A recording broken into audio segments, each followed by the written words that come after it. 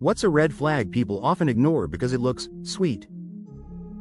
1. My daughter would be on video chat with her BF 24/7. They weren't talking to each other, they just had the video chat going, even while they slept. One time our daughter came into the living room while my wife and I were having a conversation, and of course she had the video chat going, and she told us to be quiet while she was in there because her BF was sleeping, and then showed us the feed of him sleeping and she was just watching him. Insanity. 2. Women that act helpless so the man has to protect them. I know a 37-year-old woman who wakes her husband up in the middle of the night to take her to the bathroom. Same woman screams like a lunatic when she sees a bug of any description and will continue screaming until it's gone. If you don't want to babysit someone for the rest of their life, don't fall for that "sue me, I'm helpless" bullshit. 3. When someone always agrees with you and never disagrees, it feels comforting at first, like peace. But over time, you realize that silence and constant approval aren't love or respect, they're avoidance. Real care means honesty, even when it's uncomfortable. The sweetest words can sometimes hide the deepest distance. 4. Someone says they are a person of God, then they are given a free pass. I grew up in the church and found that many religious people are vile and wicked. 5. Jealousy or possessiveness. No, it does not prove how much you love me that you are unhappy that I got a text from a male coworker when he was just asking me about a meeting in the morning. 6. My college roommate freshman year had a boyfriend back home that she would FaceTime constantly. If she was in the dorm, they were video chatting. It was super uncomfortable since we shared a small room. My bed was almost always in frame and I felt like I had no privacy. There was always some random guy in California watching me. It led to me doing pretty much anything I could to avoid being in my room. I slept on my friends' couches or floors pretty often and ended up moving into my boyfriend's dorm room after dating like a week during my second semester. Luckily that worked out and we're still together years after grad, but I was so desperate to GTFO of my dorm that I was happy to live with someone who was almost a stranger. 7.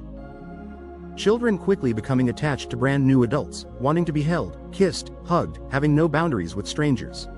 It usually indicates that they have attachment issues and don't have secure attachment with any adults or parental figures, and so cling onto any adult.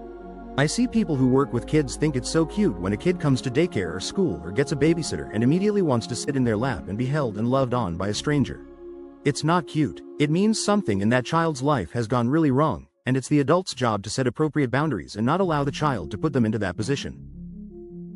8. This one may be a slight bit unpopular or less known, but trauma dumping. I've been guilty of this myself in the past. I'm ND, neurodivergent, and I did it because I had an extremely anxious attachment style toward anyone who showed me any modicum of kindness. To some, it can come off as sweet or endearing, or that the person doing the trauma dumping trusts you really fast. In all reality, though, it's more likely either the person struggles with maintaining a secure attachment style with someone, or it's a manipulation tactic used to create a super quick bond. This is common in people, at least, that I've personally noticed with some type of narcissistic traits. 9. One red flag that people often ignore because it looks sweet is when someone is overly attentive or affectionate early on in a relationship. While it might feel flattering or romantic, it can actually be a sign of possessiveness, control, or even obsession. 10. Waiting for a teenager to turn 18 before making a move when you're a grown-ass adult. You either have pedo tendencies or you're too lazy to try figuring out why no one your age wants you and working on yourself. My first real boyfriend met me when I was 16. He was 25 and waited 2 years to ask me out. Like he was literally marking the days on a calendar counting down to my 18th birthday. During those 2 years, he'd buy me stuff for no reason, like my favorite soda and snacks, a portable CD player with his Marlboro Miles, wish I was kidding, and get well cards with flowers when I was sick. At the time, I thought it so sweet. I now understand that what he did is called grooming and love bombing. 11. Love bombing is a manipulation tactic to guilt your crush into agreeing to go out with you. If there's a genuine connection, you won't have to try. Love bombing and persistency might eventually wear them down until they agree to a date, but I promise resentment will build, and things will end disastrously. Also, love bombing is a manipulation tactic to stop your significant other from breaking up with you. It's pathetic, and your so isn't impressed. They just feel trapped, and this is why the spouse or so of homicide victims is the first person police investigate. It also proves you never really love them because you'd rather they stay and suffer than leave and find happiness. 12. My ex used to sit outside my yoga class, waiting to take me home. My teacher thought that was adorable. I later explained to her that he didn't trust me to go anywhere by myself. After I escaped, he was convicted of stalking and domestic abuse. 13.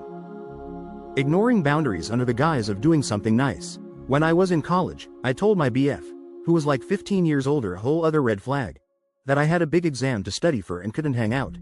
He showed up unannounced at my apartment with takeout for dinner. Seems sweet, right? Well, then it became, since I'm already here, why don't I just stay the night? Again, at the time it seemed like he just wanted to see me and spend time together, but it ended up being the tip of the iceberg of ignoring my needs for his wants. 14.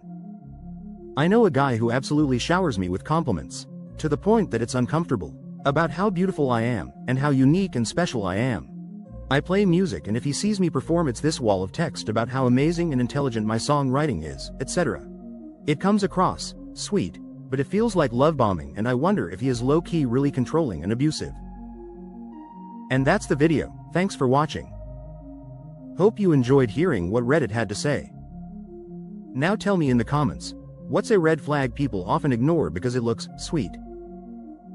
I'll see you in the next one.